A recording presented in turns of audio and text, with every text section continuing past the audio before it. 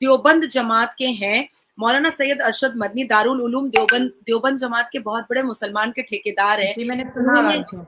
हाँ, उन्होंने दो बातें मैं उनकी बताऊंगी, आपको जरूर जी। बताऊंगी। एक, उन्होंने कहा है कि अभी के युवा जो जेनरेशन है या पहले के जो है, उनको कभी भी मुसलमान को इंग्लिश और साइंस नहीं पढ़ना चाहिए, नहीं तो उनका दिमाग खराब हो जाएगा। ये तो फिर भी सो फनी। सिर्फ इन्हीं किताब पढ़ने के लिए। ये तो शैला फिर भी आप एडजस्ट कर ली हैं। अभी मैं आपको दूसरा बताती हूँ, ठीक है। इन्होंने ही, मैं इनका नाम, बड़ा खूबसूरत नाम है इसलिए मैं बार बार भूल जाती हूँ, मौलाना सैयद अरशद मदनी। इन्होंने दूसरा अपना statement in front of national news दिया है कि औरत जो है ना, वो 40-45 में पीरियड्स बंद होता है, माहवारी बंद हो जाता है तो वो बूढ़ी हो जाती है। दिस इज द रीजन कि मुसलमान मर्दों को दूसरी शादी करनी पड़ती है, क्योंकि मुसलमान मर्द ना 80-85 तक जवान रहता है। ये दारुल मतलब वो उलूम 45 से वापस बच्चा नहीं दे पाएगी ना, तो इन्होंने तो गजवा हिंद करना है, ज्यादा हाँ, ज्यादा बच्चे पैदा करने हैं। तो अब आप सोचो कि ये जो इनकी जो इडियोटिक और नॉनसेंस चीजें हैं, ये जो इनका क्रिमिनल माइंड है, ये जो इनकी दकियानूसी चीजें हैं, ये जो औरत का अत्याचार है, ये यूनिफॉर्म सिविल कोड की वजह से बंद हो जाएगा।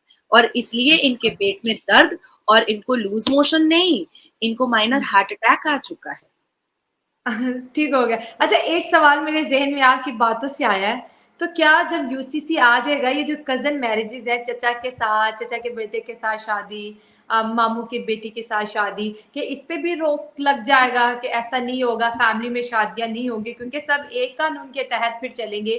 कज़न मैरिजेज़ के बारे में बेसिकली मैं पूछना चाह रही हूँ। यूसीसी देखिए, इसको कैसे डील करेगा? पर्सनली मैंने जो नोटिस भेजा है, क्योंकि हर हाँ, एक की राय मांगी गई है, जी। जो 14 जून को ही नोटिस इशू फॉर यूसीसी के लिए एक एप्लीकेशन आया था, जिसमें बहुत सारे लोगों की राय मांगी गई थी।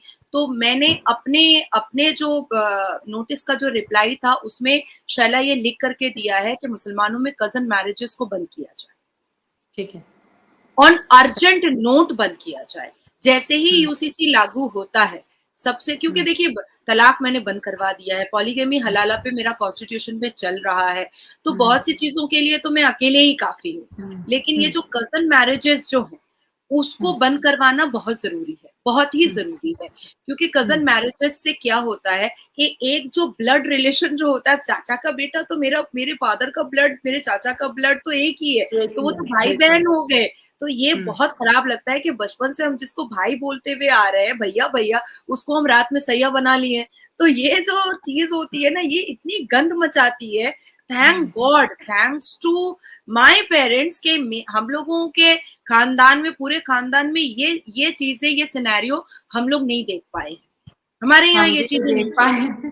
हम मतलब हम जितने भी कजन्स थे, जब कहते थे ना आपस में शादियां कर लो, कहते ये थी यार, तुम लोगों से वैसी वाइब्स ही नहीं आती, हमें इन चक्करों में ही नहीं हाँ, पड़ना। तो एग्जैक्टली, हम जिसको बचपन से भैया कह रहे हैं उसको हम सैया कैसे बोलेंगे? मतलब this is quite obnoxious and idiotic and nonsense things, कि भाई को कैसे हम उसके सामने कपड़े खोल देंगे? तो this is very exactly. Baseless, this is very obnoxious, this is unpardonable sin as per the scenario, as per the circumstances.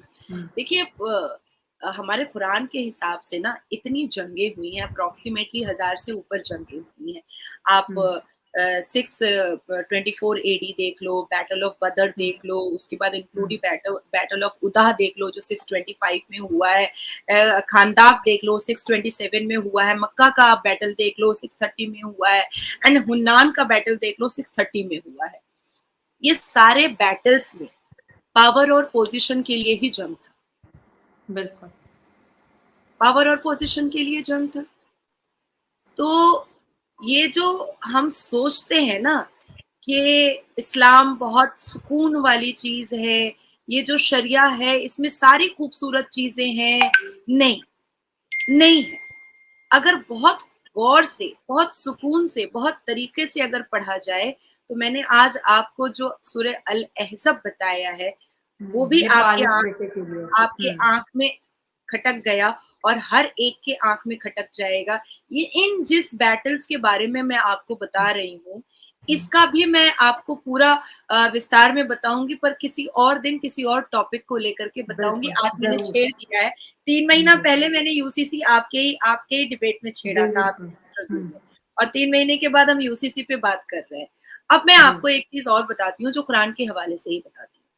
हमारा शरिया कहता है, हमारा इस्लाम कहता है, हमारा कुरान कहता है कि सबसे पहले इस्लाम आया था इस दुनिया में, सबसे पहले हज़रत इस्लाम। आदम अलैहिस्सलाम आए थे, बिल्कुल ऐसे ही है। हाँ। ठीक है, हुँ, हुँ। लेकिन कहा जाता है कि हिंदू काफिर है।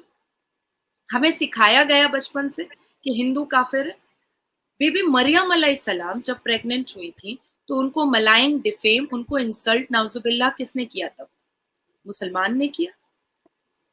मुसलमान ने किया। Prophet Muhammad, just be peace upon him, सल्लल्लाहु अलैहि वसल्लम के सर पर कचरा किसने फेंका? मुसलमान ने फेंका। हजरत इमाम हसन हुसैन, जो प्रॉफिट मोहम्मद के ग्रैंड सन थे, उनका कत्ल किसने किया? मुसलमान ने किया।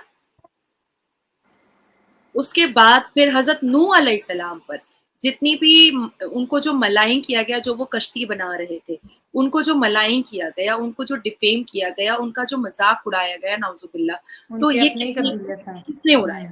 मुसलमान ने हुँ, उड़ाया। तो आज हुँ। हिंदुओं को हम काफिर क्यों बोलते हैं, जबकि आप खुद कहते हैं कि इस्लाम कहता है, शरिया कहता है, कुरान कहता है कि सबसे पहले इस्लाम आया था। तो जब मुसलमानों में इतनी सारी बदतर क्वालिटीज खुद ही है, कि इतने बड़े बड़े प्रॉफिट और इतने बड़े बड़े प्रॉफिट की बेटियों को जब ये मुसलमानों ने छेड़ा है, छोड़ा नहीं है, तो हम और आप किस गली में हैं? हम और आप किस गली में हैं? नहीं, ये तो है कि सबसे ज़्यादा इस दुनिया में अगर देखा जाए तो एक मुसलमान ने ही दूसरे मुसलमान को मारा-पीटा है। किसी और जाति, धर्म का नाम नहीं आएगा। जितनी भी जंगें हुई, मुसलमानों ने मुसलमानों को